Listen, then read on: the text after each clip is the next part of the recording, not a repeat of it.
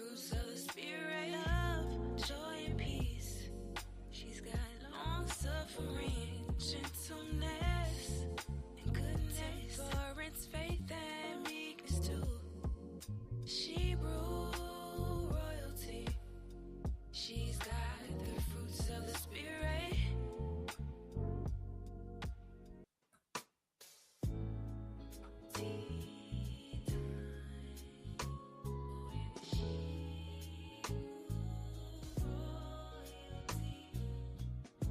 Tea Time with Shebrews Royalty features remedies for inner healing and outer beauty. Real-time conversations with sisters in the Hebrew Israelite community, focused on healing our spirit, mind, and body, which will contribute to the healing of our nation as a whole. Sip a cup of tea, wear your favorite turban, tee, or tunic, and enjoy Tea Time with Shebrews Royalty.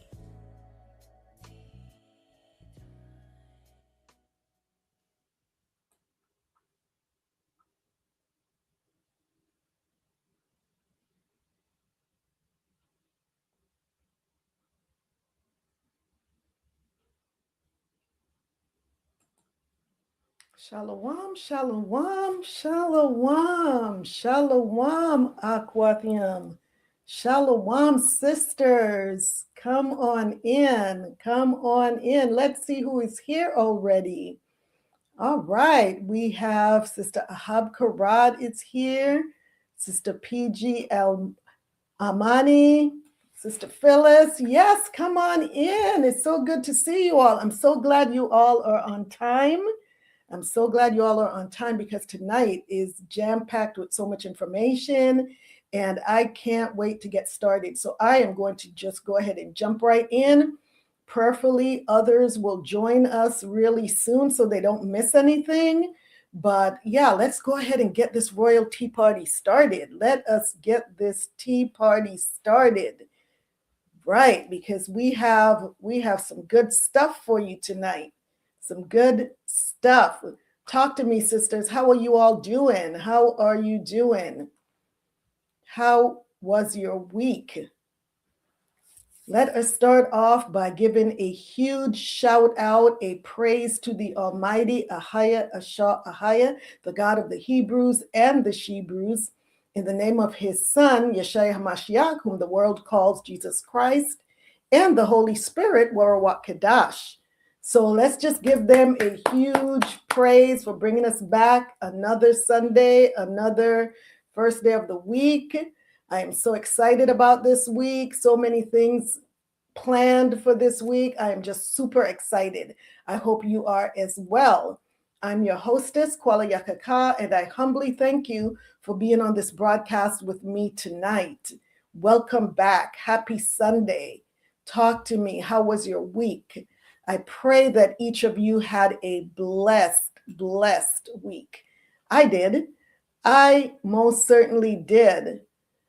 Sister Hab Karad says, I'm just truly grateful to be here. Amen. Amen. I agree. Shalawam, Sister Phyllis. Shalawam. Yeah, I am grateful as well. Blessed by the best. That's right, sis. Yes, blessed by the best. And we know his name is AHAYAH, ASHAR, AHAYAH. So all praises to the Most High. We are here. Let us go ahead and get these disclaimers out of the way so we can just jump right in. So before moving forward, let's talk about what Tea Time with Shebrews Royalty is not. Tea Time with Shebrews Royalty is not going to be everybody's cup of tea, and we get it, we understand.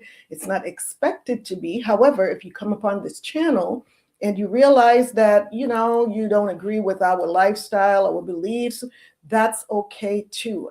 I encourage you to just keep searching YouTube until you find your perfect cup of tea and your perfect flavor. Also, I ask that you please do not leave any derogatory comments in the comment box because that would be distasteful. So we thank you in advance and we wish you well on your search. Also, although I am a licensed physician assistant and certified functional nutrition informed professional, and I will be touching on topics of health and wellness on my broadcast, We will not be utilizing this platform to diagnose or treat anyone's illnesses. If you are experiencing any medical problems whatsoever, please consult your healthcare practitioner. And the views that you will hear on this channel are those of myself or my guest and not those of any particular church or organization. Some videos and materials may feature foods, herbal teas, nutritional supplements, and skin or hair care products offered through Shebrews Royalty LLC. These products are not evaluated by the FDA and are not intended to diagnose, treat, cure, or prevent any disease. Results may vary, and individuals with allergies, underlying health conditions, or who are pregnant or nursing should consult a qualified health professional before using any product or adopting any wellness recommendation shared on this platform or the Shebrews Royalty LLC website. By watching this channel, you acknowledge that you agree that you do so at your own risk. The creators, guests, and affiliates of this channel are not liable for any injury, loss, or damage allegedly arising from any information, suggestions, or practices shared here. So that being said, let's talk about our featured product. Every week we feature a product from our Shebrews Royalty Temple Treasures or Hebrew Royalty product lines. We have so many incredible organic products, and sometimes it's really difficult to choose. So every week we pick one of those items, one of those products, and we feature it. So tonight's featured product is another treasure from Shebrews Royalty's Temple Treasures collection. So let's talk about Temple Treasures if you're not already familiar with the product line. So let's talk about it. Temple Treasures is, we talk about how your skin is your temple, and we are to honor and treasure it with the luxury that it deserves. And that's what we do at Temple Treasures. It's a handcrafted, all-natural skincare line inspired by ancient traditional beauty practices and designed for the modern queen, infused with powerful botanicals, rare essential oils, and nutrient-rich ingredients. Our products nourish, restore, and elevate your glow. From the radiant facial scrubs to indulgent bath soaks, each formula is a sacred self-care experience because true beauty isn't just skin deep. It's a reflection of the divine within. So let's experience Temple Treasures where skincare meets ancient tradition. Begin your skincare journey to outer radiance and beauty now. So let's talk about what this featured product is tonight. I am actually going to show you better than I can tell you. I am going to show you this product. So let us get to it, sisters. Let us get to it.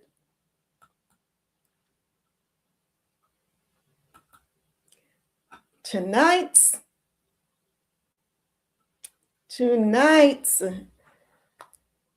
featured product is our Sacred Femininity Luxurious Bath Soak.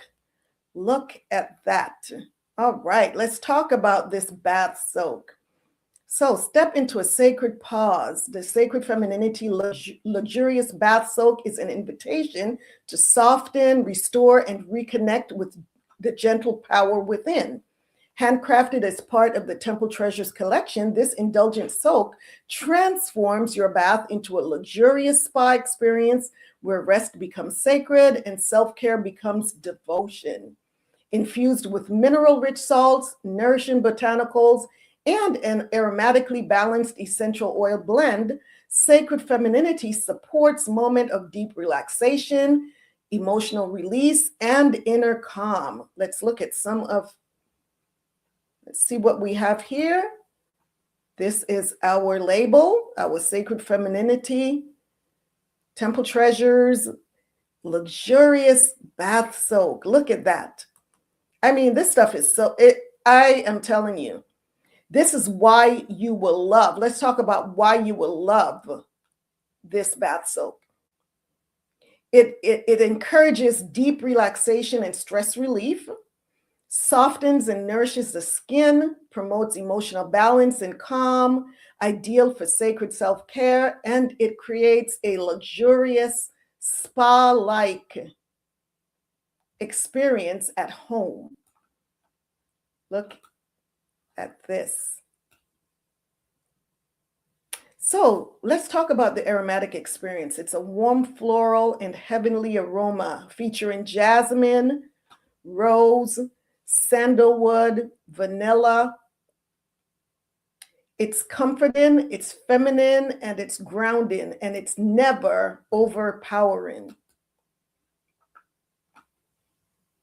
Look at that. Doesn't that look beautiful? So let's talk about the ingredients. This sacred femininity luxurious bath soap. Let's talk about the ingredients. I'm going to scroll down here so you can see what the ingredients are. Epsom salt, pink Himalayan salt, coconut milk powder, honey granules, hibiscus petals, rosebuds and petals, damiana leaf, and essential oils of jasmine, sandalwood, rose, and vanilla. And how do you use this? You add 1/2 cup of bath soap to warm running water, soak for 20 to 30 minutes, breathe deeply, relax the body, calm your mind, and soothe your spirit. Yes, I am telling you, this is an amazing, the aroma, I am telling you, the aroma is just, it really is heavenly, sisters. You have to, you must experience this sacred femininity bath soak. You must. There's no ifs, ands, or buts about it. Look at that. And when I say aromatic, oh my gosh. So that is our featured product for tonight. It is a 16-ounce container, $35, and it's worth every penny and then some. And as you can see, we spare no expenses. Look at the beautiful packaging. Look at that. Look at how lovely that is.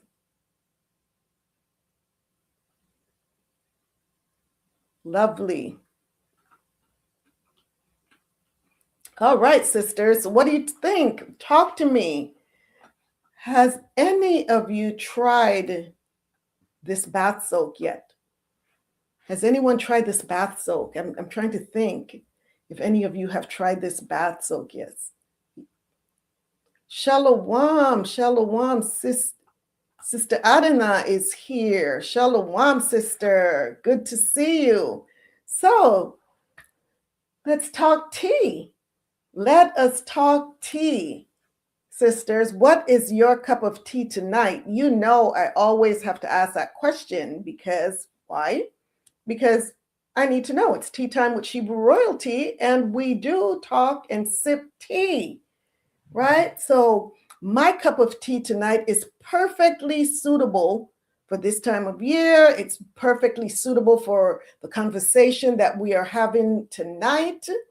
And it pairs very, very well with the bath soak that we just talked about. So imagine having your soak and you're just, instead of sipping some wine, you may just want to sip some tea before going to bed, right? And nothing better than Sacred Calm herbal tea. Sacred Calm herbal tea. This is my Sacred Calm herbal tea. And it is delicious, of course, crafted with love, purpose, and ancient herbal wisdom. The Sacred Calm herbal tea invites you to quiet the noise, ease the mind, and reconnect with the divine stillness. This fragrant blend is more than a beverage.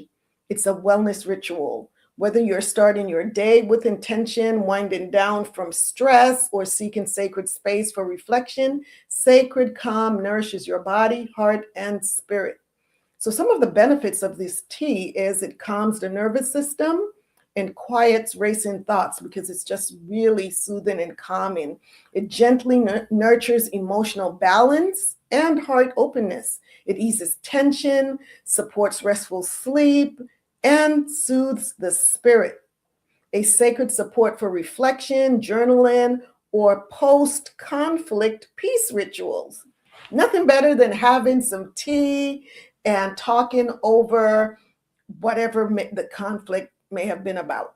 So both individuals are calm, and nothing better than sacred calm herbal tea. So let's bring this up on the screen as well for you. Give me just a second. Let me prepare this for you. Sacred calm.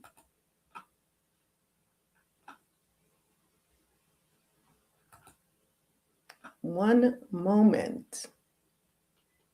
One moment. I want to make sure that I'm on the correct page for you.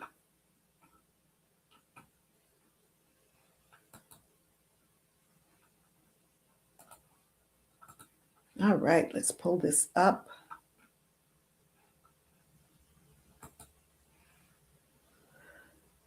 Let us get this on the screen for you. One moment, one moment. Here we are. So this is what the tea blend looks like. Look at all the yumminess that's in this tea blend. Let's talk about the ingredients. So it's a hand blended bouquet of common herbs. There's chamomile flowers, lemon balm, lavender buds, passion flower, spearmint, holy basil, and rose petals. All of that comes in this beautiful aromatic tea. It's all organic, no additives, just the earth's medicine prepared with reverence. So let's see what this tea, look at that. Look at all of that good stuff. Look at all of that good stuff. So let's see what else we have here. It's our sacred calm. Here's the benefits. It promotes inner peace and emotional harmony. And here's all the ingredients. Once again, steep 1 to 1.5 teaspoons in 8 ounces of hot water for 5 to 10 minutes. And voila, it's done. It is done. And this is what the finished product looks like. That golden color, it is so yummy, sisters. I'm so serious. It is so yummy.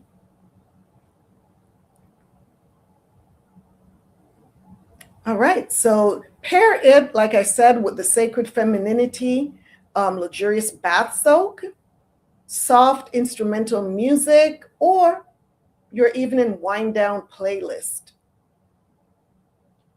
So this is my cup of tea tonight. So you know what I'm going to be doing after this broadcast.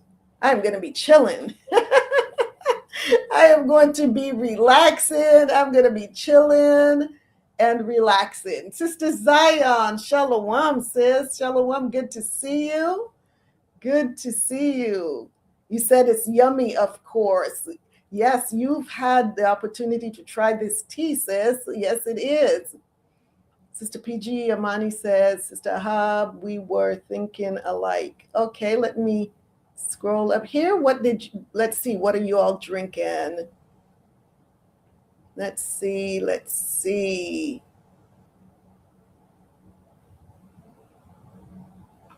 Sister Adana says, I love the containers, and yes, I have. Yes, you have, sis. Sister Habkarat says, I have not tried it yet. Okay.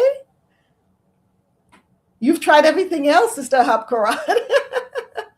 Oh, Sister PG Amani says, I haven't yet, but plan to soon. That's what I'm talking about. I'm just drinking water tonight. That's good. Stay hydrated with your water. Yes, that's good stuff. I have not been drinking enough water. So yes, you must have your water. Have your water, sis. All right.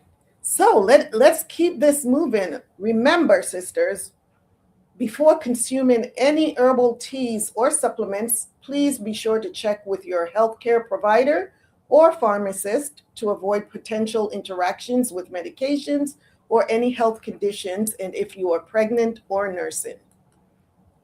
So like, share, subscribe, hit that notification bell. All right. Hit that notification bell. Let others know that we are here as well. Share, share, share. And don't forget to follow us on Instagram at Shebrews Royalty LLC. If you are on Instagram, please hit us up. We are Shebrews Royalty LLC on Instagram. We are trying to build this page up. So help us out.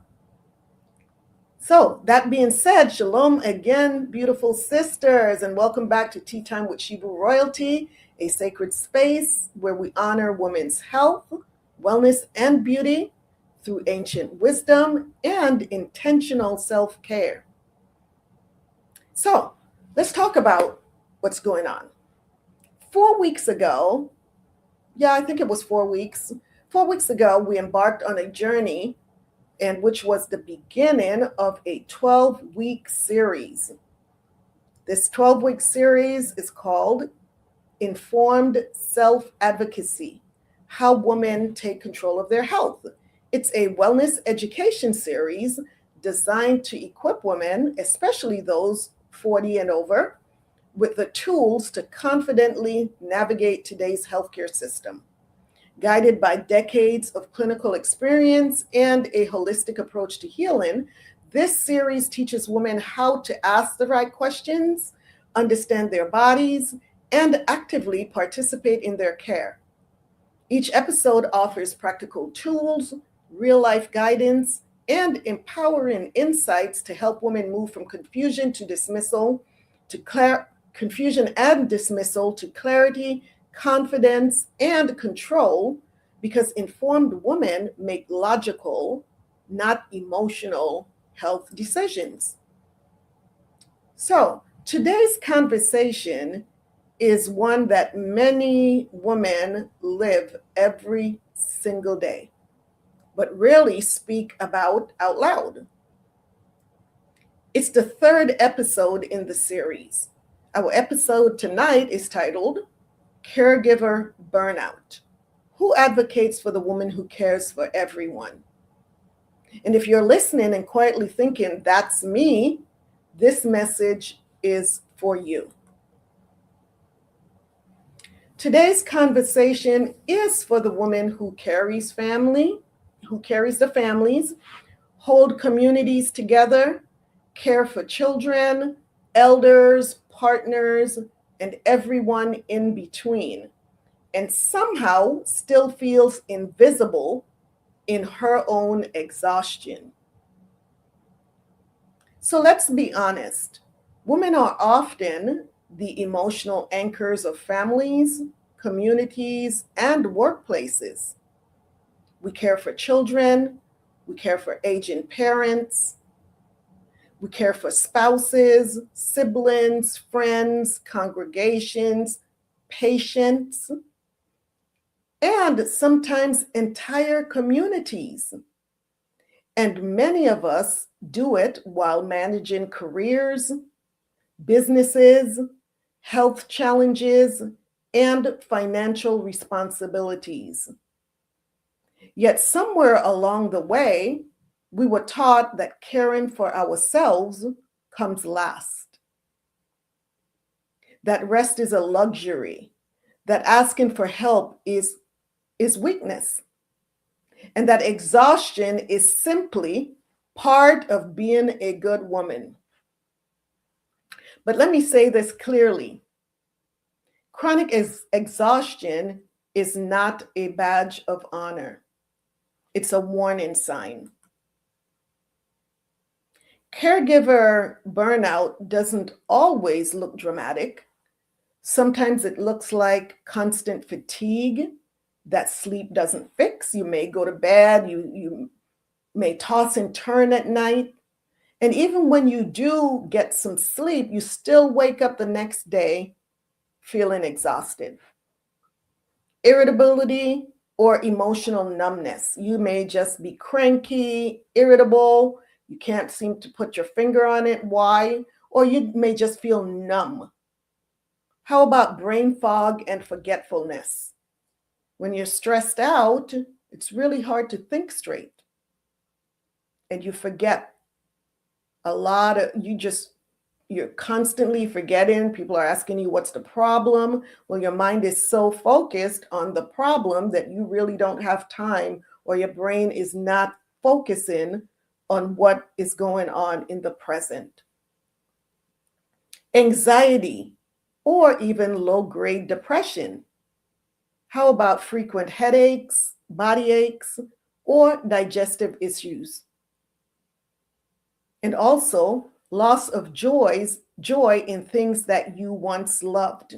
So things that used to make you so content or happy, now you find absolutely no pleasure in doing those things. And spiritually, it can feel like disconnection from your purpose. Resentment mixed with guilt. That is huge. Because the same people that we care for, the same people that we love, we start to resent. Feeling unseen, unappreciated, or unsupported. Burnout happens when giving becomes one-sided, when energy flows out but is never replenished. So caregiver burnout is not rare, it's not weakness, and it's not poor time management. It is chronic emotional, physical, mental, and spiritual depletion caused by prolonged caregiving without adequate support. Yet so many women, especially Black women, are silently drowning while praised for how well they're swimming.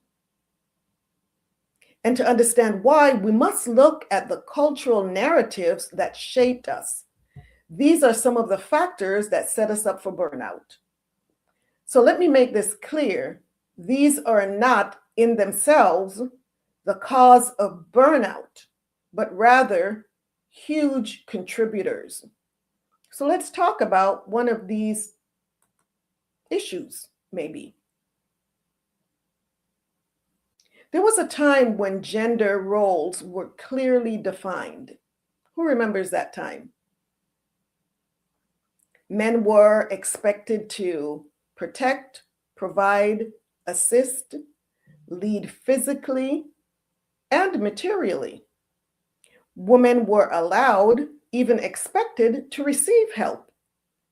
Chivalry wasn't an insult. Support wasn't shameful. Interdependence was normal. But as feminism became widespread, particularly in its cultural mainstream expression, many women absorbed a new message. This message was, to be equal, I must prove I can do everything myself. And that message changed everything.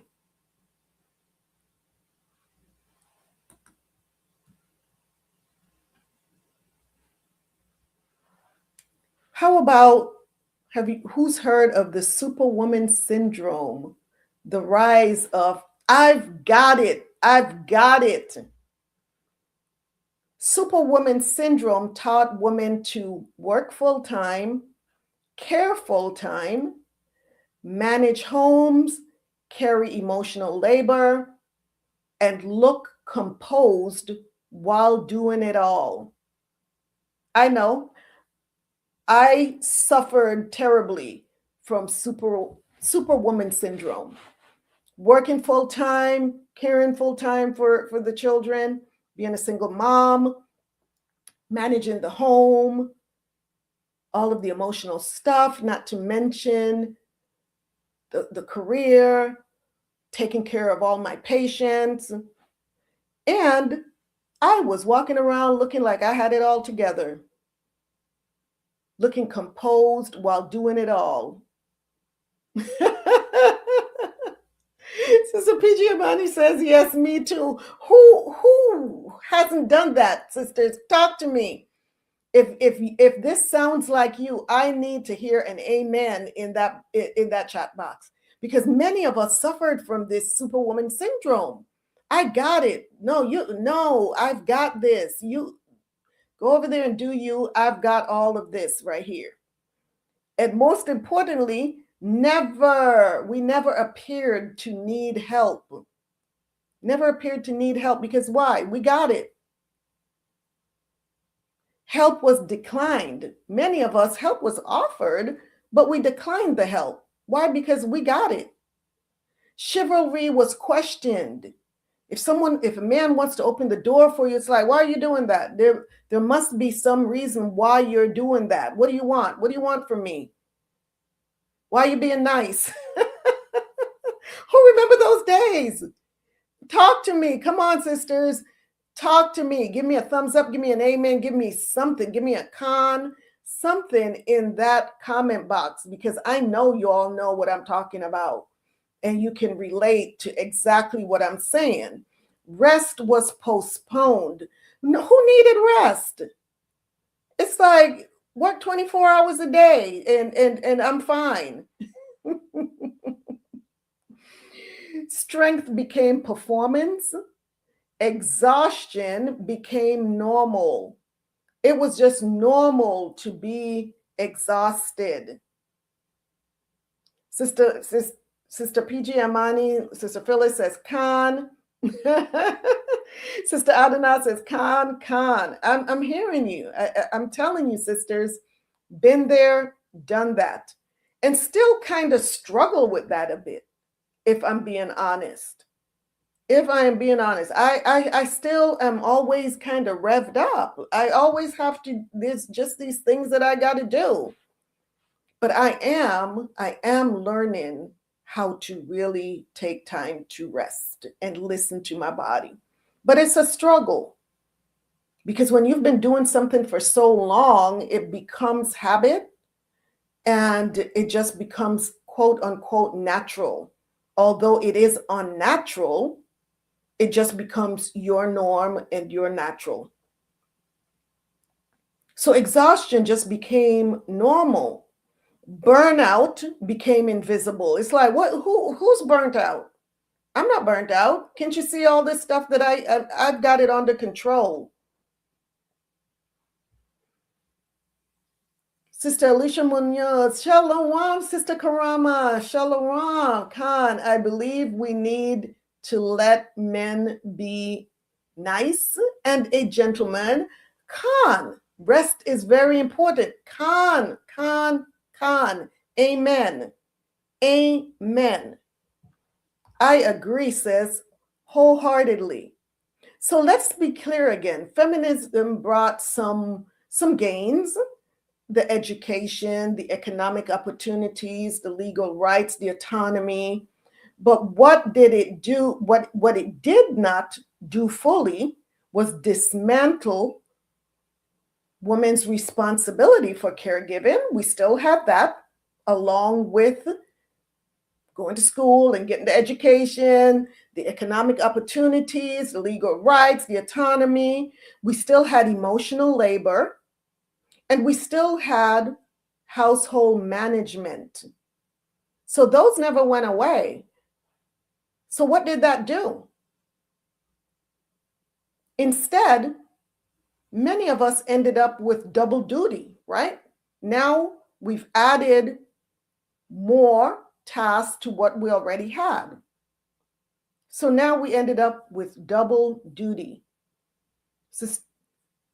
Sister Phyllis says, I used to say that, but didn't understand why I was always so tired, but would never let others give me help. Yeah, because we were Superwoman.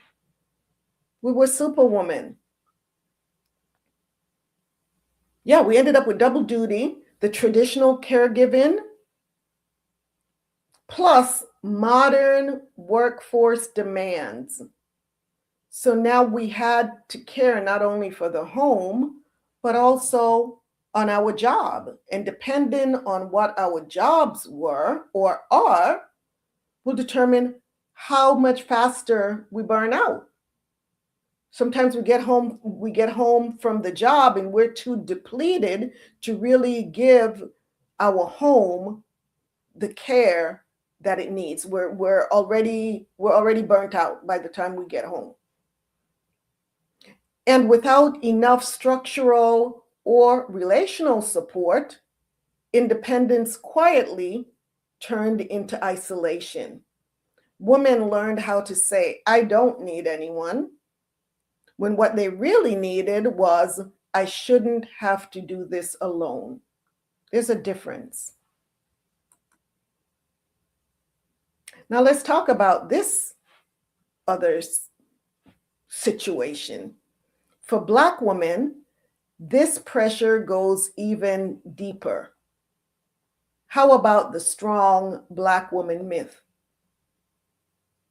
How about that? Not that we're not strong, but it comes with a lot of baggage, doesn't it? Doesn't that strong Black woman syndrome, myth, whatever we want to call it, doesn't it come with a lot of baggage? But it was born from survival, from enslavement, from racism, economic exclusion, generational traumas. Strength wasn't optional, it was necessary. We had to be strong. But over time, that survival strength became more of a social expectation. And once again, there's a difference. Now it was expected for us to be strong. So let's talk about that. A strong Black woman, first of all, she doesn't complain. She doesn't rest because why? She's strong. She carries everyone else. Why? Because she's strong. And she keeps going no matter the cost. No matter the cost. Vulnerability became unsafe. It's not safe to be vulnerable. Why? Because you get taken advantage of. This is what we learned through this strong Black woman myth. Receiving help became suspect because if someone wanted to help us, obviously there was a reason behind that. There was a motive for them wanting to help. And collapse became the only permission to stop. The only way you could stop being this superwoman is when you collapse. Who is understanding what I am talking about right now? Who can relate? Who can relate? So all of these solutions backfired. They also contributed to the rise of single-parent households. So listening to all of this, who besides myself feel as though they were bamboozled? Besides me, is there anybody out there who feel like you were bamboozled with the strong Black woman syndrome, the Superwoman syndrome, all of that? Not to mention the feminism.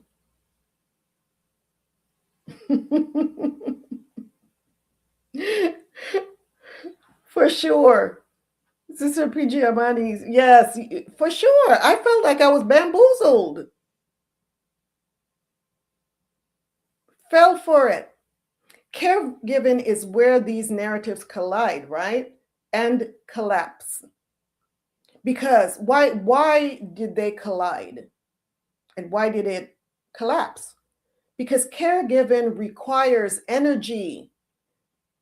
If you've expended all of your energy in the workplace, guess what? You come home and you have all of your responsibilities here. You have to care for the family and you have no energy. What about time? Yes, we all have 24 hours in a day, but it all depends on how we utilize those 24 hours. Are we budgeting our time well? How about emotional presence?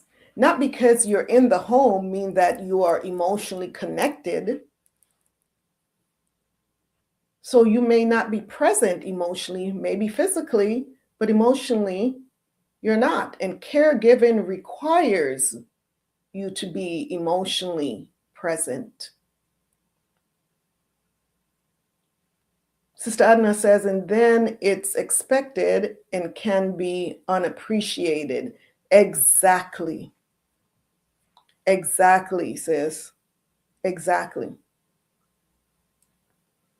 So caregiving also requires support because we can't do everything by ourselves. As much as we thought we could or think we can, we can't. And caregiving also requires relief. You need to have relief. You need to be able to take some time away from the caregiving so you can also pour into yourself. And that is not selfish. So once again, caregiving requires energy, it requires time, it requires emotional presence, support, and relief. And when these things are lacking, what happens? It sets us up for burnout. But women, especially Black women, are expected to do it all, do it quietly, do it without help, and still be grateful. So they refuse help. And when you refuse help, help stops being offered because you can only tell people no so many times before they stop offering. And when that happens, the responsibility now increases and burnout sets in. So when that happens, we ask wrong questions. What's wrong with her? Why is she snapping all the time? Why is she always tired? Instead of asking, where is her support? Where is her support? Those are the questions we should be asking rather than what's wrong with her? So now we know what are some of the factors that set us up for burnout. If you're a caregiver, no matter who you're caring for, how do you know if you're experiencing caregiver burnout? Or could it be something else? If you're not a caregiver, but know someone that is, how might you identify if they're experiencing caregiver burnout? So let's watch this video by Dr. Remy Nader.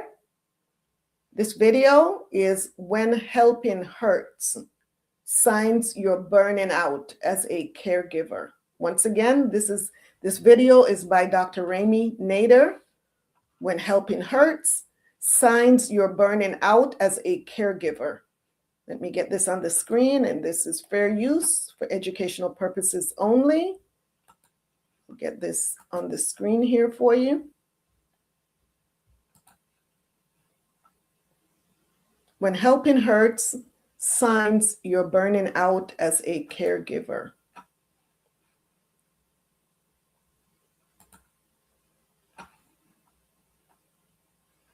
Caring for other people can be an extremely rewarding and important role that people take on. However, it can also put you at high risk for compassion fatigue and burnout. In today's video, we're going to be talking about compassion fatigue and caregiver burnout and what you can do to prevent it from happening.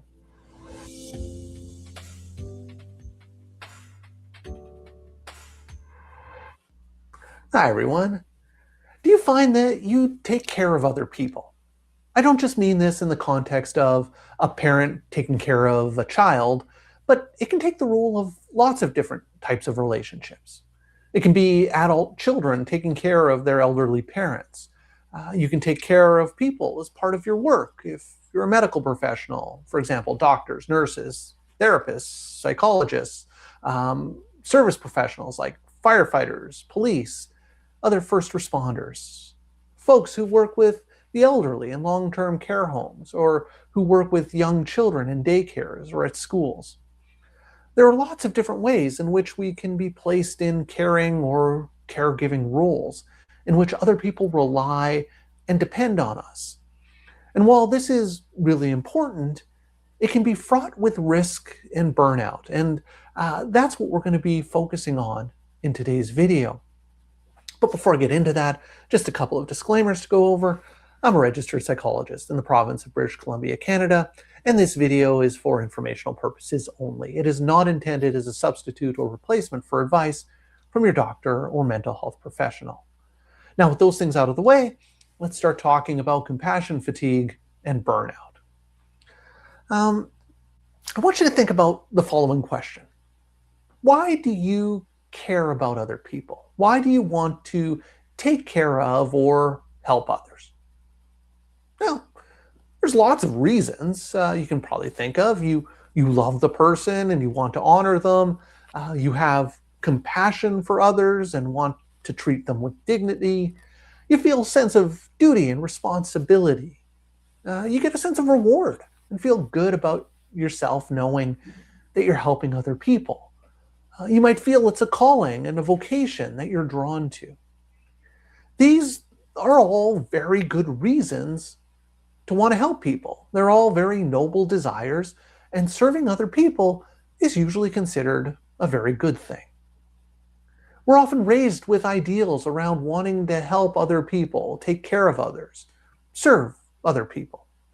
So I think we can all agree that taking care of others, doing things to help other people, is a good thing.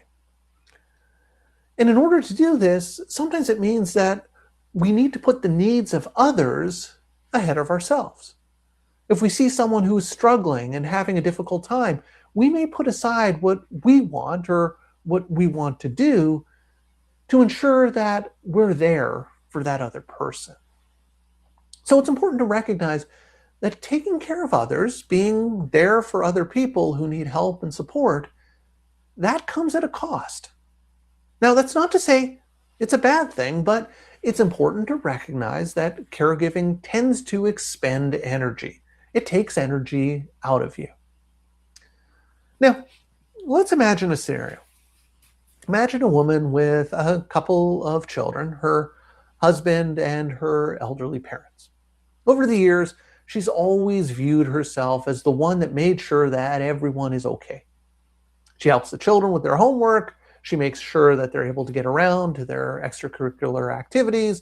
She serves as a sounding board for them whenever they're having problems with their friends or just navigating the social landmines of being in high school.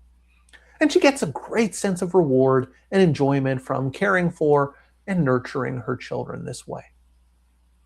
At the same time, she's supporting her husband, who has his own business and works really long hours for the good of the family, which she really appreciates. Due to the nature of his work and long hours, it means that she has to take on more responsibility and duties around the house, but she's willing to do that because she wants to support and help her husband and the family more generally. At the same time, She's also aware that her parents are getting older, and so she checks in on them regularly, making sure that they're getting to their doctor's appointments and that they remember to take all of their medications each day. She may help them with grocery shopping once a week and visits them regularly because she knows how much they appreciate seeing her. She has a wonderful relationship with her parents and doesn't view it as a burden, but something that's really important and really meaningful to her. At the same time, she's also the one that all of her friends come to because she's a really good listener and always makes herself available to support her friends whenever they're going through a difficult time. She makes sure that she makes time for her friend who recently got divorced because she knows her friend is going through a hard time and she wants to be there as a support person to help her friend through that challenging time. What would you think about a person like this? Well, we probably think she's a pretty remarkable person. She clearly cares about others. She's compassionate, wanting to help, and wanting to make sure that other people are taken care of. She's a wonderful person, and it's likely that all of the people in her life that she is serving sees her as the wonderful person that she is. So you might be asking, what's the problem? She enjoys doing all of these things. The people in her life really appreciate what she's doing, and she gets a sense of reward out of doing it. It's a win-win-win situation. Except, remember what I mentioned before. Taking care of other people takes energy. If we had unlimited resources, unlimited time, unlimited energy, this wouldn't be a problem. However, human beings aren't like that. Our level of energy, our resources are finite, and our gas tanks can get drained over time. So unfortunately, what typically happens is that a person starts out as a caregiver, happily serving and doing things to help other people, feeling a sense of reward and satisfaction doing it. But over time, that takes a toll, and the person's fuel tank starts to get drained. And as this happens, the more the fuel tank gets drained, the more tiring, the more of a burden, the more of a hassle these caregiving responsibilities become. The person doesn't feel that same sense of reward and pleasure from taking care of others because they're now starting to feel worn out and exhausted by taking care of people. And as this goes on and on and on, eventually what happens is that person who started out really caring and loving and wanting to honor these people that they were taking care of, they start to see those people as burdens, as needy, as draining, and exhausting. They begin to resent the people that they started out caring for. Their compassion is exhausted. This is caregiver burnout. It's when that caregiving, serving, helping role wears down the caregiver to the point that they don't want to care anymore. It's hard to be in a caring role when you resent the person you're caring for. It's hard to want to help other people when you see them as a burden on you. It's hard to care when your compassion is drained. So that example that we were talking about, that wonderful woman who was taking care of her children, helping her husband, supporting her parents, being there for her friends, she may end up bitter and angry at her children, resentful and frustrated by her husband never being around, drained and annoyed by her parents not being able to figure out how to use their iPad, and so sick and tired of her friend complain about being lonely after her divorce.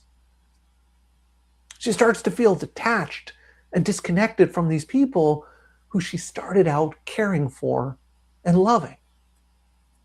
And how did she get there? She got there by caring and loving, but too much. Kind of a weird concept that you can care for someone too much that it actually becomes damaging and harmful.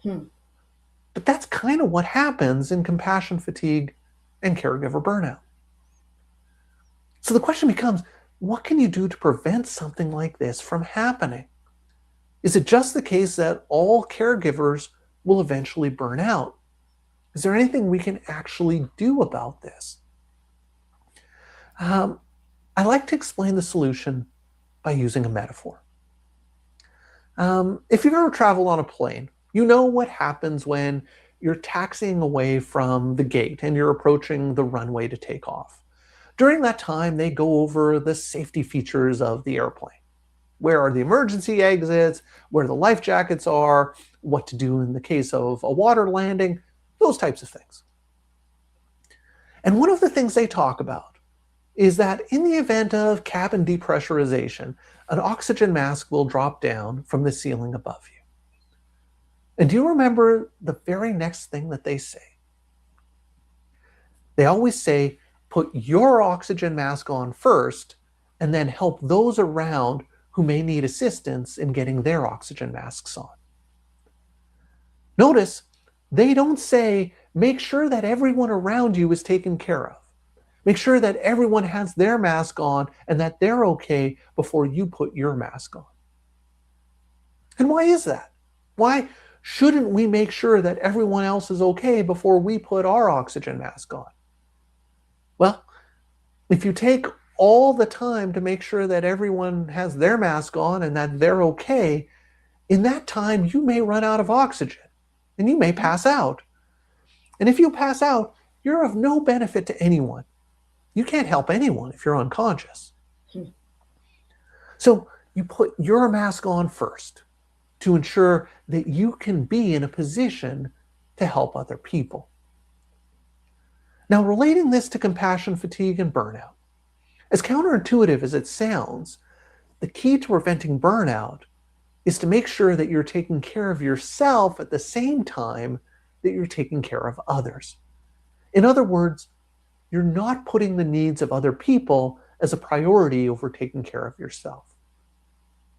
So what does this mean? Well, it means that you do things for you, and sometimes that comes at the expense of other people. In the example, it could mean that the woman gets her children to take the bus home from school rather than her skipping her exercise class in order to go pick them up. It could be that she insists that they go out for dinner once a week as a family, so she's not having to take on the cooking responsibility every single day. It could be that she sees her parents every other week rather than driving out to see them every week so that she can go for a hike with a friend. It could be that she establishes some boundaries with her friend who's going through a divorce and lets the friend know that they can get together for coffee once every couple of weeks, but she can't be available every other night for an hour-long telephone call. Preventing compassion fatigue and caregiver burnout means that you recognize you're human, and that despite there being lots of need in the world, you realistically don't have the capacity to eliminate all of those needs. You can't serve everyone. You can't be there for everyone. Sometimes it means that you have to put your needs and put what you want ahead of the needs of others. And in doing so, you recharge your battery a bit. And then you're able to be there and help in a more sustainable way. So just to be clear, I'm not saying that the solution to compassion fatigue and caregiver burnout is to stop caring about other people. What I'm saying is the way to prevent compassion fatigue and burnout is to ensure that you are one of the people that you're taking care of. And sometimes that means you have to make yourself a priority. You have to put your mask on first before you help others get their mask on. I'd love to hear any thoughts or comments that you have about this, so please leave me some comments in the comments section down below. If you've been enjoying my videos and would like to see more, please hit that subscribe button and notification bell, and you'll be alerted every week when I post a new video. So that's all for today's video. As always, thank you for making it all the way to the end of this video, and I will see you in the next one.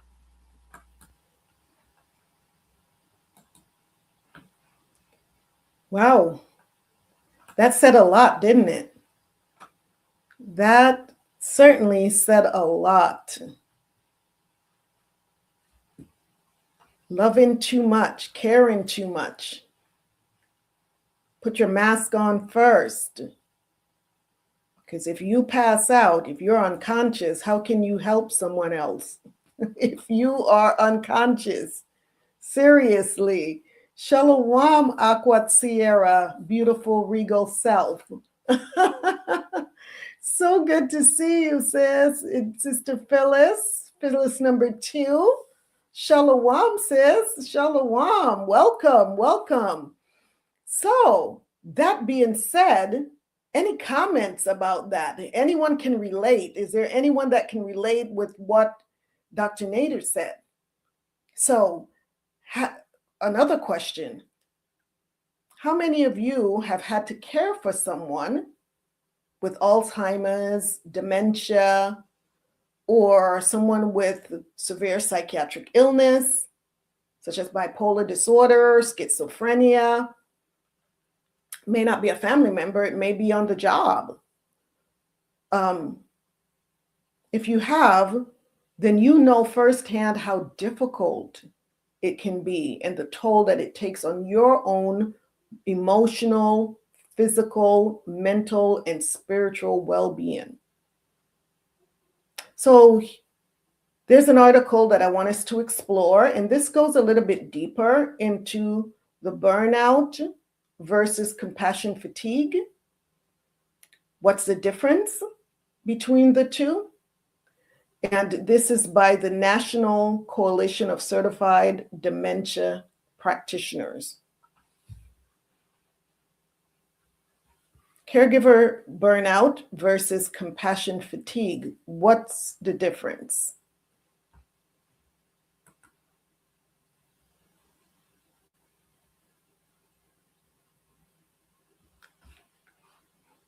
Sister Piji Amani says, I can definitely relate. I have been caring for my husband since 2009. Oh my, sis. And I have had to work hard at not burning out. Yes, absolutely. That is challenging. So this topic really speaks to you.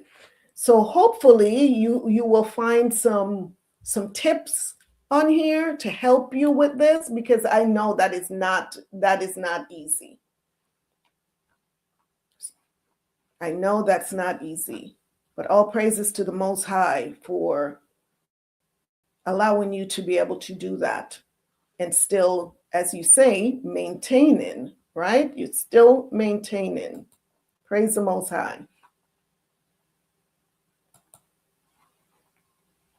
I just had a screen pop up. This is so bizarre. What is this thing? I don't understand. I can't get rid of this. There we go. Wow, that was weird. I just had a screen just pop up on my computer, blocking everything that I was doing. That was so weird. Okay, so let me pull this article up.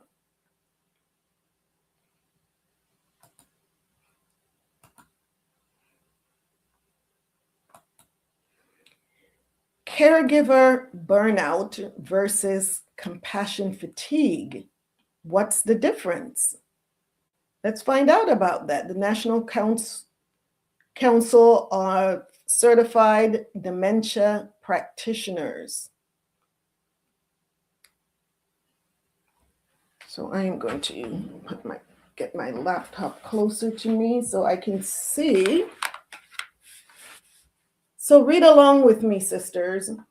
Read along with me. It says caring for others, especially persons living with Alzheimer's and related dementias, require compassion, consistency, and emotional strength. But when caregiving responsibilities become prolonged and overwhelming, even the most dedicated professionals may begin to feel physically and emotionally drained. If you've ever felt disconnected, exhausted, or emotionally numb in your caregiving role, you may be experiencing symptoms of caregiver burnout or compassion fatigue. While these two conditions are often mistaken for one another, understanding their differences can help you recognize what you're feeling and take the right steps forward. In this article, we'll explore caregiver burnout versus compassion fatigue to help you better care for yourself so you can continue providing meaningful care to others. Caregiver burnout happens when, so we're going to define caregiver burnout. Caregiver burnout happens when the demands of ongoing caregiving takes a toll, leading to overwhelming emotional, physical, and mental fatigue, especially when there's little time for rest or personal support. It tends to develop gradually, especially in roles where the demands are high and the personal recovery time is limited. As a caregiver, you may find yourself constantly placing the needs of others above your own, often without realizing how much it's affecting your well-being.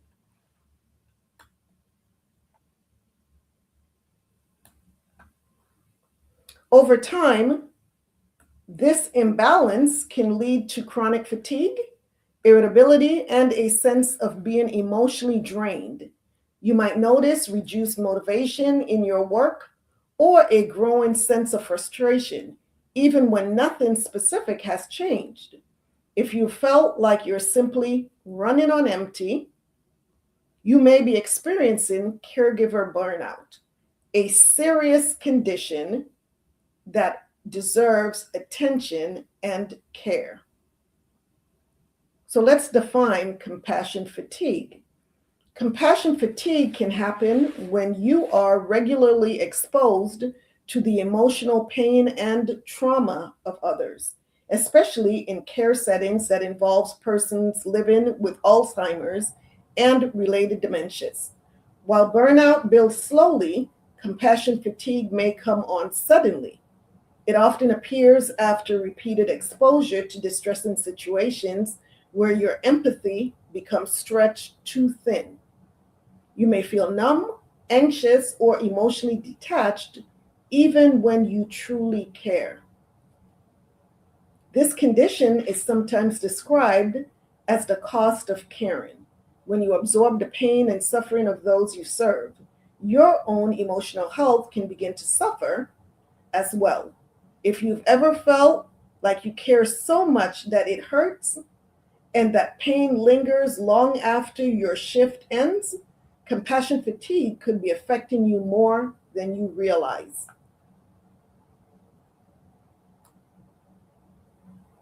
So let's compare their causes. The cause of caregiver burnout and compassion fatigue may appear similar on the surface, but they come from different sources. Burnout is often caused by ongoing stress related to workload, time, pressure, lack of support, or unclear boundaries in caregiving roles. When these stressors remain unaddressed, they gradually wear down your ability to function and cope. Compassion fatigue, on the other hand, is tied more closely to emotional exposure. It often arises when you witness repeated suffering and begin to internalize the distress of those you care for. This emotional weight can build quickly, especially when you are deeply empathetic or work in settings where loss, trauma, or grief are common. Understanding the different roots of these conditions can help you respond to them more effectively. So let's talk about recognizing the symptoms. Understanding how caregiver burnout and compassion fatigue appears in daily life can help you recognize when something is off. Burnout may show up as ongoing tiredness, frequent headaches, changes in sleep or appetite, or a growing sense of resentment. You might find it harder to concentrate, feel less motivated, or withdrawn from the people around you. Compassion fatigue can feel more emotional and immediate. You may notice that your patient wears thin or that it's harder to feel connected to the people you're caring for. Some caregivers describe feeling emotionally numb or overwhelmed by sadness that doesn't go away.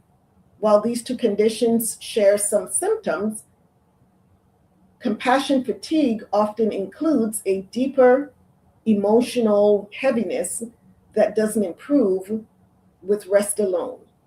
Paying attention to these warning signs is the first step in addressing them. So let's identify who is most at risk. Caregivers in high demand settings are often the ones most at risk for burnout and compassion fatigue. If you work long hours, care for persons with complex needs, or regularly face emotionally intense situations, the risk increases. This is especially true in dementia care, where the work is both physically demanding and emotionally layered. Family caregivers may also be vulnerable, particularly when support is limited or when they take on caregiving roles without formal training. Healthcare professionals, first responders, and those who serve individuals living with Alzheimer's and related dementias often carry the emotional weight of others' experiences. Over time, that weight can affect your ability to care for yourself. Recognizing your own risk level is an important part of maintaining your health and your commitment to quality care. Let's talk about the emotional impact. The emotional impact of caregiver burnout and compassion fatigue can affect both your personal life and professional role. When burnout sets in, you may feel emotionally distant from your work or begin to question your purpose as a caregiver. Compassion fatigue can create a different kind of strain where you feel deeply affected by others' suffering, but lose the emotional energy to respond with the same level of care. Both conditions can influence your relationships, communication, and even how you make decisions in stressful moments. You might notice a drop in empathy or experience mood changes that feel out of character. These emotional shifts can affect how you connect with persons living with Alzheimer's and related dementias, making it harder to offer the care you once delivered with confidence. So here are some real life scenarios. Picture a dementia care nurse who has been working double shifts for several months without a break. She begins to feel emotionally flat, disconnected from her team, and dreads coming to work. This is a common path toward caregiver burnout. Now, consider another caregiver who recently lost a patient she had supported for over a year. The grief hits hard, and suddenly, even routine tasks feel emotionally overwhelming. That caregiver may be experiencing compassion fatigue. In both cases, the signs are real and deserve attention.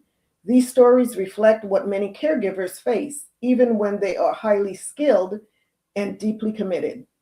Whether the stress builds gradually or arrives in a single moment, it can change how you show up for others and for yourself.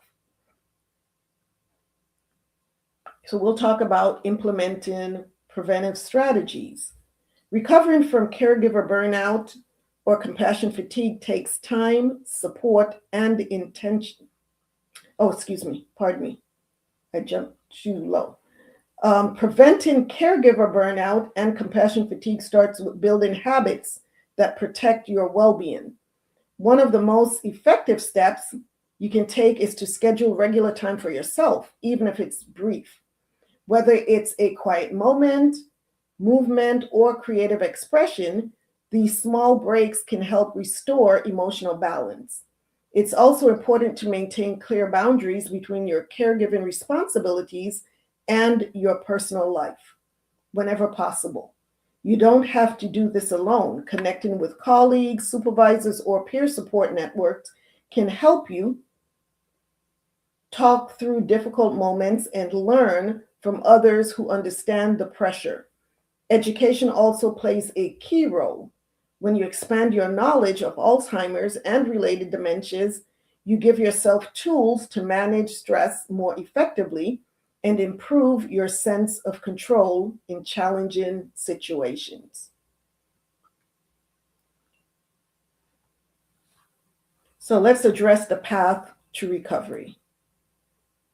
Recovering from caregiver burnout or compassion fatigue takes time, support, and intention. The first step is acknowledging how you feel and recognizing that what you're experiencing is valid. Many caregivers try to push through exhaustion without pausing to reflect on what they need, which can delay recovery. Instead, give yourself permission to step back, talk with someone you trust, and seek professional guidance if needed. Taking care of your own emotional health is not a sign of weakness. It's part of sustaining a long-term caregiving role. You may benefit from counseling, peer support groups, or specialized training that helps you reconnect with your sense of purpose.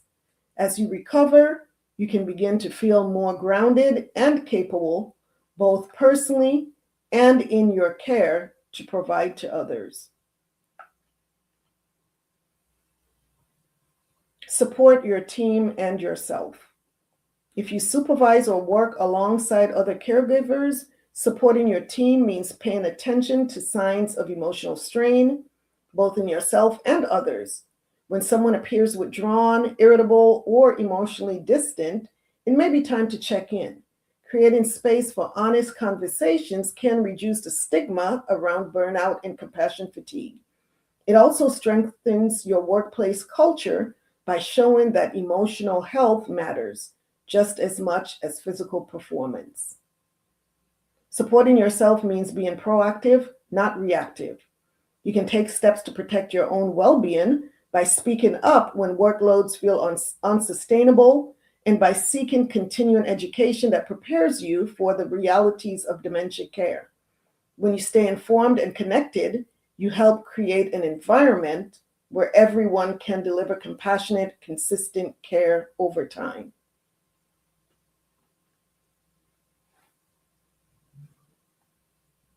Take the next step towards better care for them and for you. Understanding the difference between caregiver burnout versus compassion fatigue is vital for maintaining both your well-being and the quality of care you provide. Recognizing the signs of emotional strain allows you to take proactive steps before these feelings become overwhelming. Prioritizing your own health enables you to support persons living with Alzheimer's and related dementias with the compassion and attention they deserve. At NCCDP, we are dedicated to empowering caregivers through comprehensive education and certification programs. Our Certified Dementia Practitioner certification is designed for healthcare professionals, frontline staff, and clergy who work in healthcare settings, representing a commitment to excellence in dementia care. Additionally, our Alzheimer's Disease and Dementia Care, ADDC, seminar provides essential knowledge for those seeking CDP certification, equipping professionals to navigate Alzheimer's and dementia care effectively. By participating in these programs, you can enhance your skills, improve your patient outcomes, and advance your career. Reach out today to explore our certification program and to join us in our mission to promote standards of excellence in dementia and Alzheimer's disease education. So I hope that helped to differentiate between the burnout and fatigue. I am going to copy this link just in case there's anyone that may want to share this article with someone, or just keep it for yourself, just for reference.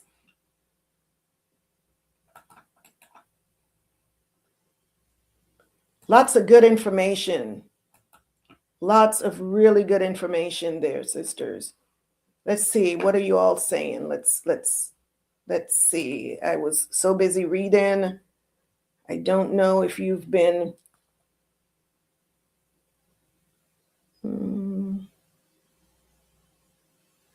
Okay. Let's see what you're saying here. What did I miss?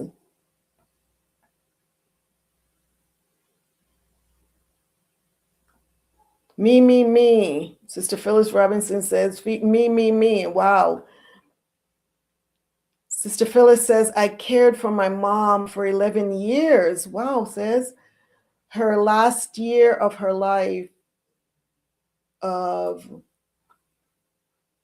at age 85, she had dementia.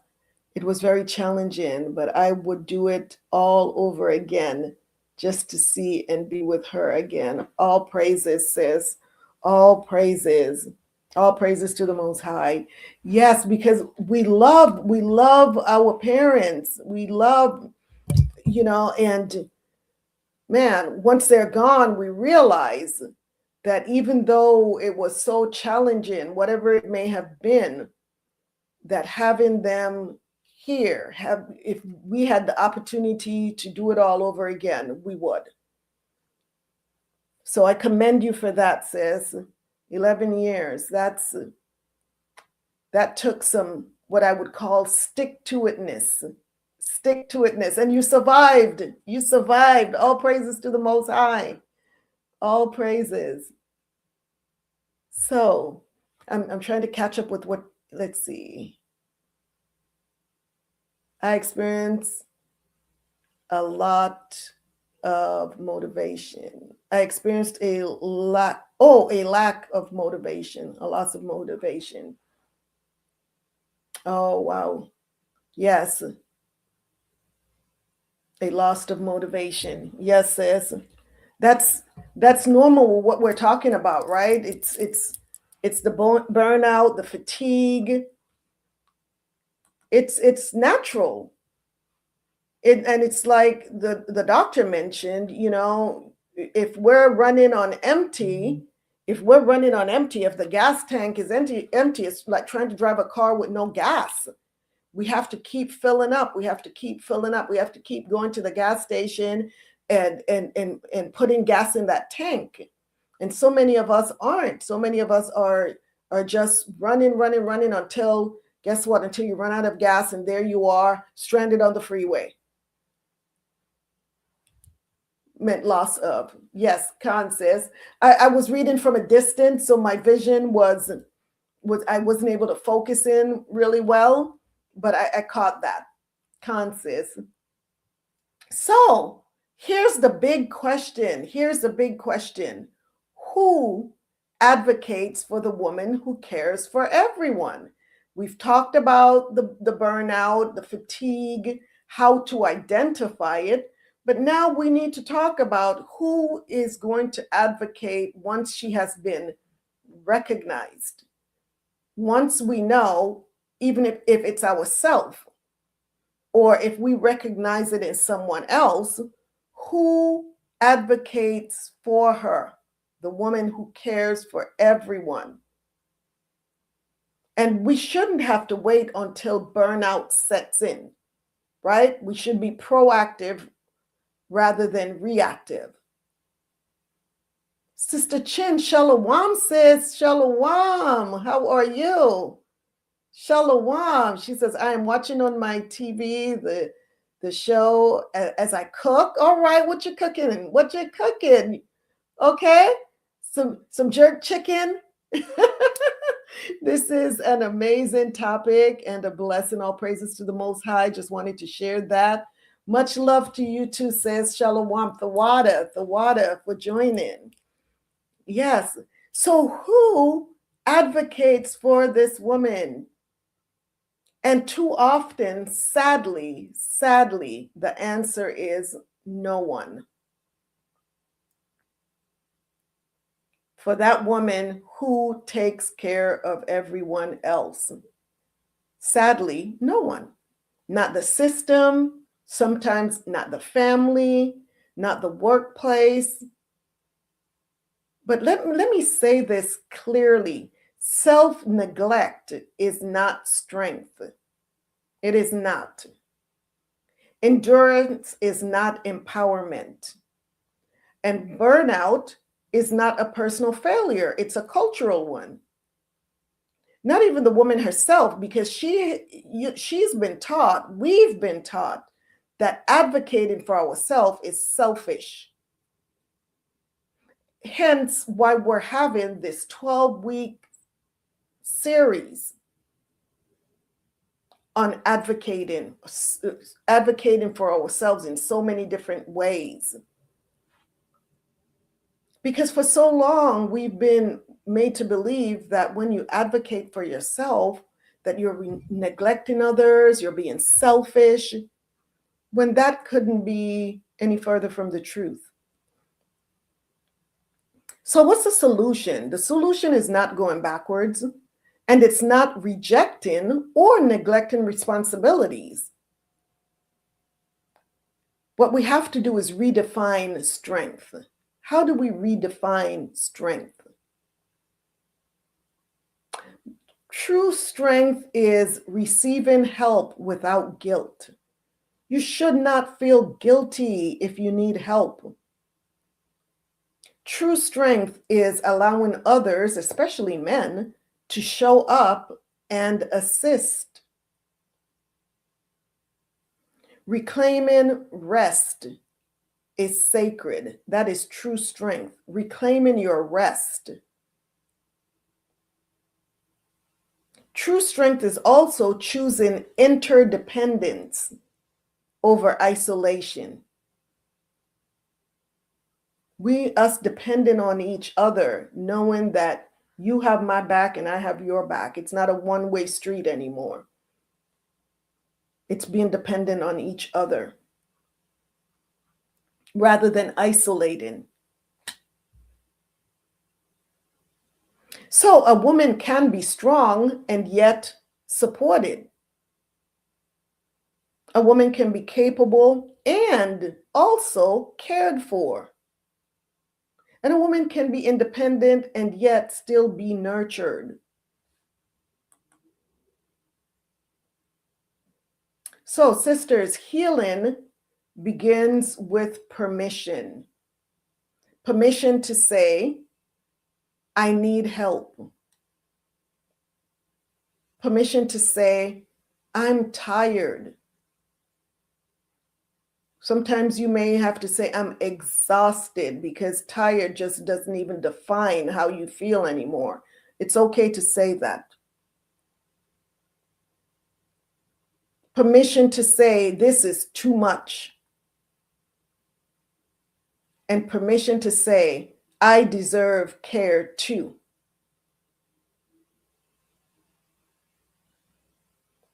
Sister Phyllis, you says, absolutely, all praises to the Most High, sis. By the way, you look beautiful. Thawada says, such a great topic. All praises to the Most High. All praises to the Most High. And Ayandabar says, Ayandabar, you're most welcome. So I want y'all to remember, rest is not quitting. Not because you take a break and get some rest means that you're giving up. You're just replenishing, you're just refueling. Receiving is not weakness. Boundaries are not rejection. Not because you set boundaries means that you're rejecting others. You are protecting your space. And these are all ways that you advocate for yourself. These are self-advocacy. Self-care is not selfish, sisters. It's sacred stewardship. You have to be the steward over this vessel, over this body that you have been blessed with. If you are not a great steward over it, who is going to be? When you neglect your body, mind, and spirit, everyone eventually feels the impact.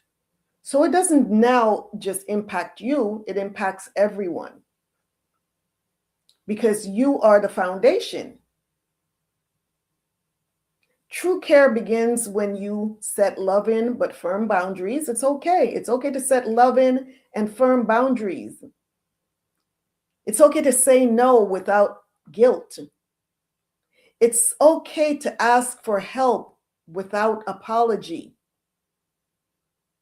And it is okay to schedule rest the same way you schedule responsibilities. Rest is not quitting. Rest is actually maintenance. Sister Adana says, I would tell my family I'm about to go back at the back of my eyeballs. I'm about to look at the back of my eyeballs. Okay. Let me see. This doesn't help with the distance. And don't even knock on my door. I love that. I love that. You know how to set those boundaries, sis. Kudos to you. Kudos to you. That's good. So let's talk about some gentle steps towards healing burnout. These are some restorative practices that you can begin starting today. You can start these today. So you can do start with a daily check-in with yourself. Check in with yourself. Ask yourself, what do I need today? And be honest with yourself. Don't just ask, but be honest.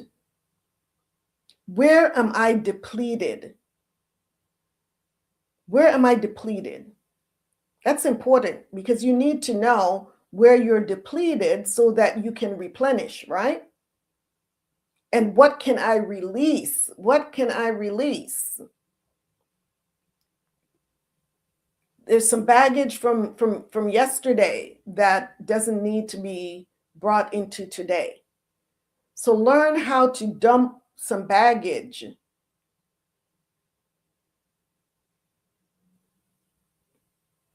Dump the stuff that you don't need. Get rid of it. Release it.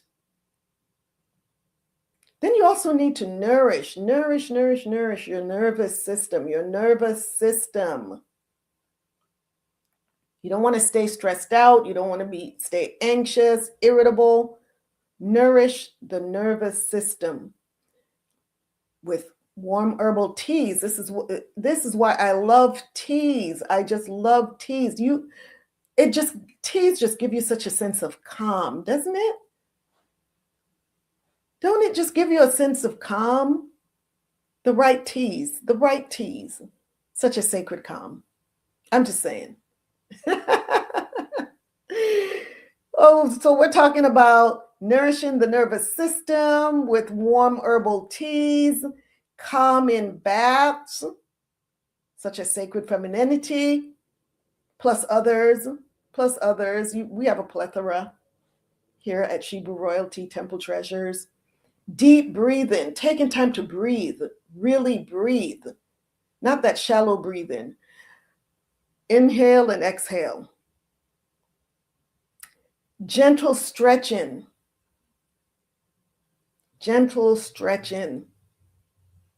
Because so many times we're just so tense. We're so tense all the time. Take time to stretch. Stretch. It's okay. It's okay. Stretch and breathe. Get in that tub and just relax. Light a candle.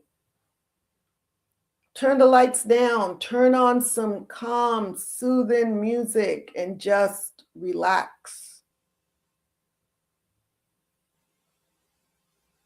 There's so many good, I don't know, I'm going to go off this topic just a little bit right now, but there are just so many playlists that I've run across on YouTube now with the Psalms to, R&B beats, nice chilling music to the Psalms. And I'm telling you, when I listen to those and listen to the Psalms being spoken with the beautiful, calming music in the background, oh my goodness. You turn that on, you turn the lights down, and you just allow that to soothe your mind, body, and spirit. There's nothing like it, I'm telling you. If you haven't found those on YouTube yet, let me know, and I will definitely send you these playlists because they are just amazing. Sister, you know what? I'm going to use my phone right here. Sister Ada says, I had a cup of my sacred calm today. All praises to the Most High. All praises to the Most High. That's what I'm having right now, sis, and I'm telling you, it is so delicious. I'm glad you're enjoying it. I will, sis. I will send you that playlist. I will send you the playlist. It's so amazing. I love it. I mean, all of the Psalms on there, and it's just beautiful. I'll send that to you. So once again, nourishing the nervous system with warm herbal teas, calming baths, deep breathing, gentle stretching. And this signals your body that it's safe. It doesn't need to be tense anymore. Your nervous system needs reassurance, not constant urgency. You don't need to be wound up all the time. Chill out a little bit. What about some sacred alone time? Just even 10 to 15 minutes of uninterrupted quiet is powerful. That's something that I have that I love. Sometimes I'm just here at home and it's just quiet. I may not have the TV on, nothing playing for a while, and it's just stillness. And it allows me to think uninterrupted. So 10 to 15 minutes of uninterrupted quiet is powerful. No caregiving, no fixing, just being, just sit and breathe. Also, receiving without guilt. Allow others to serve you. It's okay. It's okay to receive. Don't feel guilty about it. Allow others to serve you. Let someone cook. Let someone clean. Let someone listen to you for a change. Or support you without explaining or minimizing your need. So advocacy begins with you. Until the world does better, advocacy begins internally. You advocate for yourself when you honor your limits, speak your needs. If you don't speak your needs, how is anyone going to know what you need? Choose rest without justification. And this is huge. Refuse to sacrifice your health for approval. Refuse to sacrifice your health for approval. Just because you feel as though if you say no, that's not going to be popular among others, well, you're not trying to win a popularity contest. If it's causing you to sacrifice your own health, learn how to set these boundaries. You are not here only to serve. You are here to serve, yes, but not only to serve. You are here to live, to thrive, and to be well. It's okay. So at this point, you may be listening and thinking, I hear this, but I'm not a caregiver. What can I do? Because here's the truth. When a woman is experiencing caregiver burnout, she often doesn't have the energy, the clarity, or the emotional capacity to advocate for herself.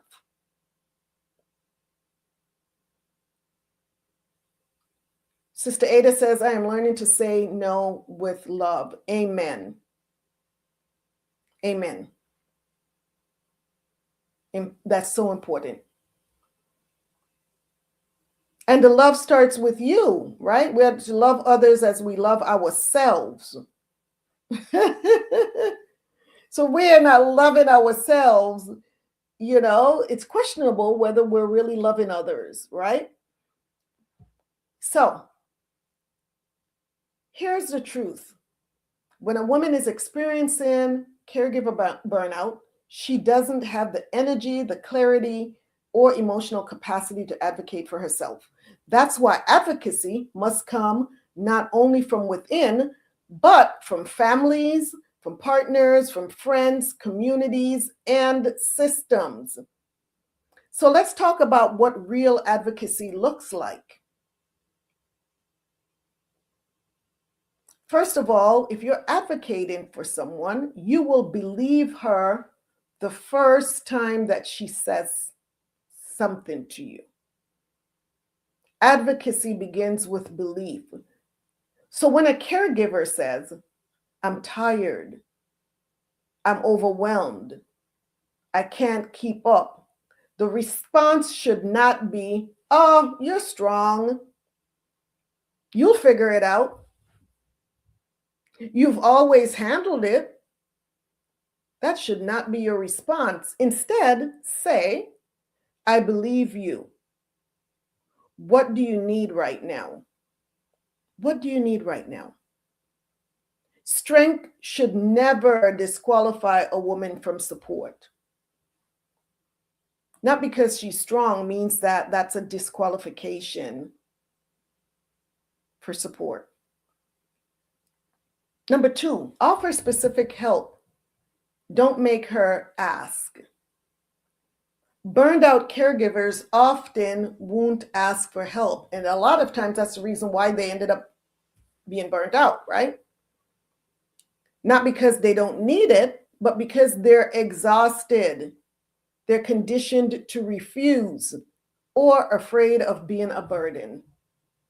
Advocacy means initiating support, not waiting for requests.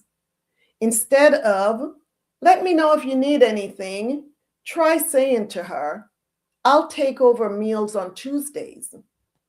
I'm coming by Saturday to give you a break. I'll handle the appointment scheduling this week. Relief should not require negotiation.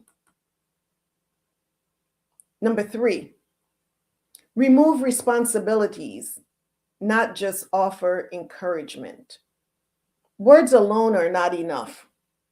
True advocacy reduces load, not just emotions. That means taking tasks off her plate, coordinating care among others, hiring help if possible, sharing caregiving duties consistently, not temporarily.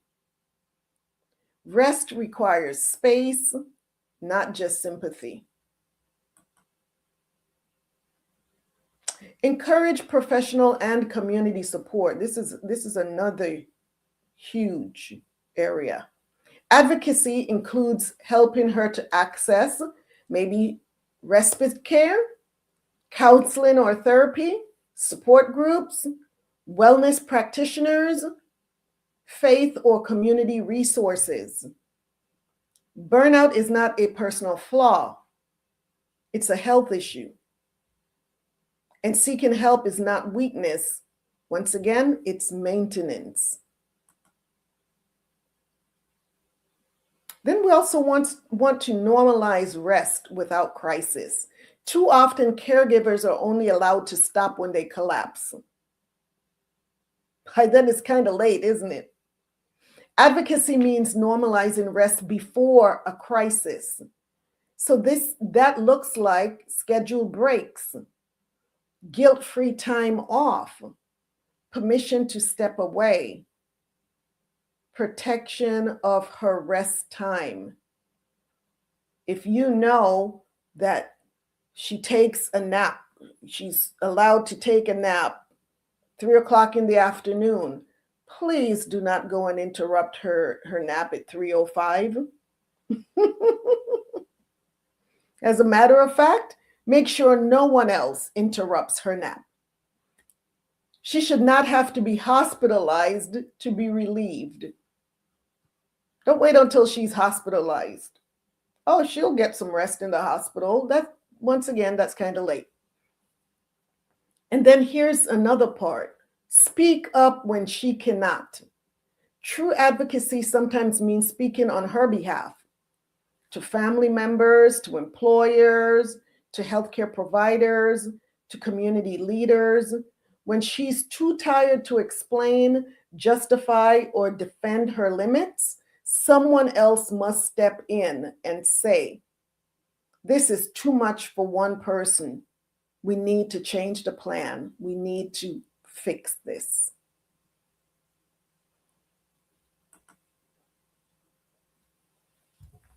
So if you love a caregiver, your job is not to admire her strength from a distance. Your job is to support her sustainability.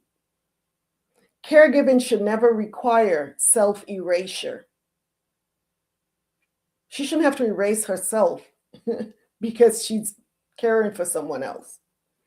And to every woman listening who is caregiving right now, if no one has advocated for you, let this be your reminder. You are allowed to receive care. You are allowed to rest.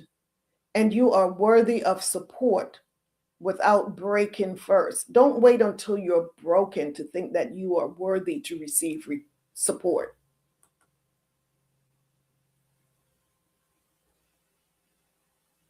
And this is my message to you. If no one has told you today, let me be the one. Let me be the one to tell you that you matter, that your body matters, your emotions matter, your rest matters, and you deserve the same compassion that you give so freely to others. You deserve that. So that is it for our third episode on self-advocacy. And this time we got a bonus because it wasn't just about advocating for self, it was also advocating for others. So sisters, I hope that you learned a lot from that. I most certainly did. It was really a great reminder for me because I do recall being caregiver for everyone, including my patients. And yeah, it is a lot. It is a lot. And for those of you that have had that experience as well, once again, all praises to the Most High, and thank you for all that you do to help others. But now I really, really, really want it to sink in that it's important for you to care for yourself as well and to advocate for yourself. So sisters, this channel is not monetized, but if you find the information that is presented on this channel to be useful and valuable to you, please feel free to give a donation to the cause. Nothing is too small, nothing is too great. Shebroo Royalty LLC and Tea Time with Shebroo Royalty are labors of love and appreciation. What I present on this channel and create and offer on ShebrooRoyalty.com comes from a place of love, care, and appreciation for each and every one of you and myself, and most definitely the Most High, who has afforded me this opportunity to come before you. We appreciate any gift that the Most High puts on your heart to donate. Donations may be sent to $Shebroo Royalty on Cash App. Please be sure to specify donation as the purpose for the transaction. Thank you, the water in advance for your generosity.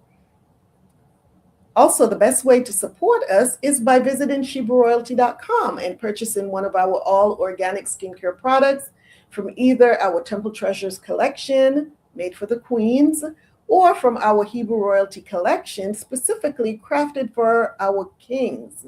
And don't forget our Royal Teas collection as well.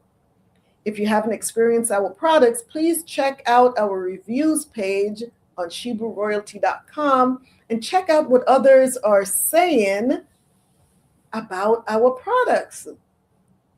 And so far, all praises to the Most High, and thank you to those of you that have given us reviews. We have an all 5-star rating. All praises to the Most High, and Thawada to you for taking the time to write those reviews.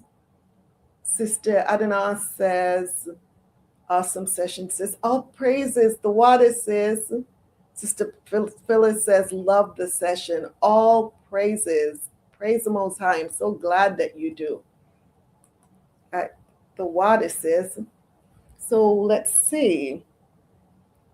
Virtue Women's Conference. Let's talk about our upcoming Virtue Women's Conference and Tea Party that you don't want to miss. This will be our third Shebrew Royalty Tea Party, but the first time where it's combined with a conference. And this is so exciting. So exciting. So let me give you a brief overview of what you can expect if the Most High allows. The event name is the Virtue Women's Conference and Tea Party, hosted by Shebrew Royalty LLC. And the purpose is to inspire, uplift, and encourage women and girls with a special focus on those that are outside of our congregation. Attendees are women, mothers, girls ages 5 and up.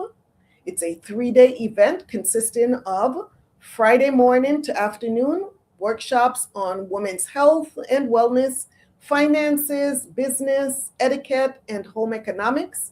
Also, age-appropriate activities for young girls and teens. Saturday afternoon and evening, Sip, Paint, and Pizza Party at Painting with a Twist in Universal City, Texas, for women, daughters, and girls. Sunday morning to early afternoon is our tea time party and brunch. This is our signature event with keynote speaker and entertainment for women, daughters, and girls. This is an elegant, regal, royal affair. And as we're sipping our tea and being entertained, we will also be providing tea time, TEE time, golf outing at the resort golf course for husbands, fathers, and sons that may want to accompany their wives or mothers. The date and time, date is June 5th through 7th, 2026. Location will be at the Olympia Hills Golf Course and Event Center in Universal City, Texas. And for those that will be traveling from out of town, we do have a hotel that we're working with to give us group rates discounts. Also, please note, this event is hosted by Shebrew Royalty LLC and is not affiliated with any other organization or church.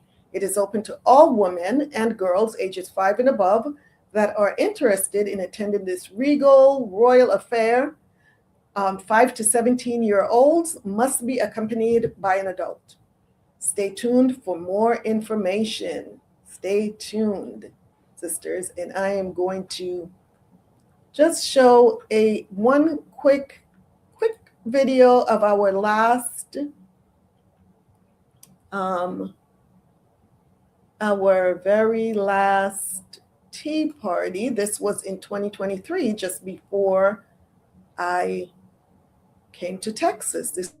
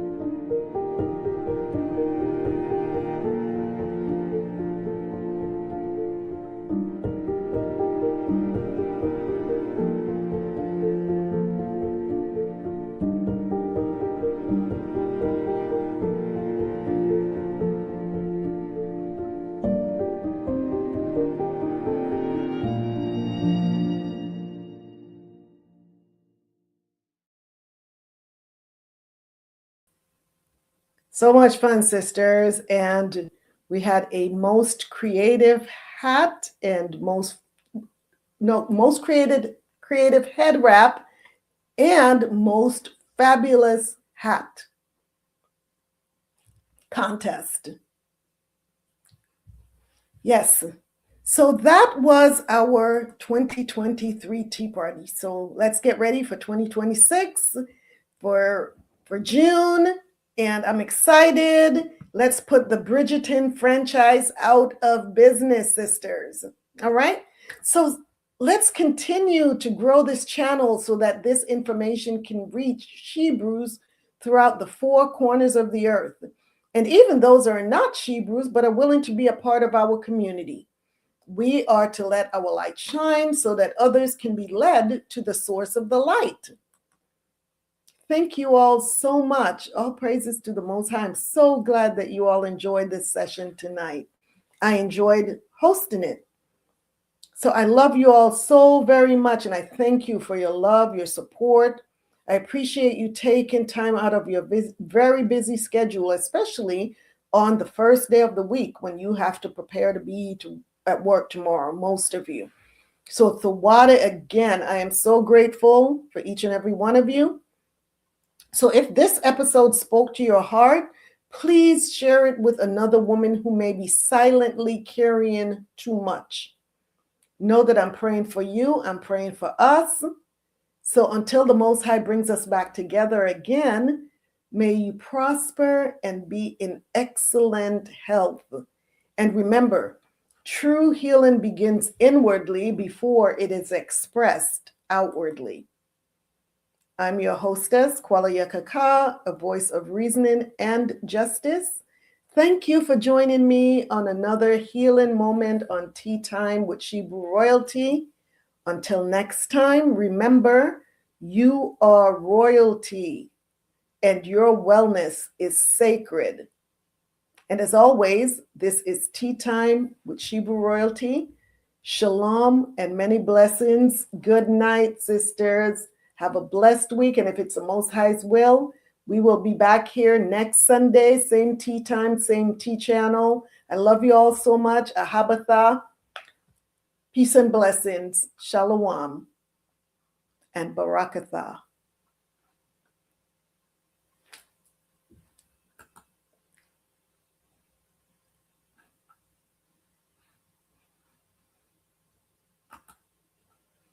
Thawada, Sister Phyllis, blessings to all. Thanks. I appreciate you too, sis. Shalom. Until next time.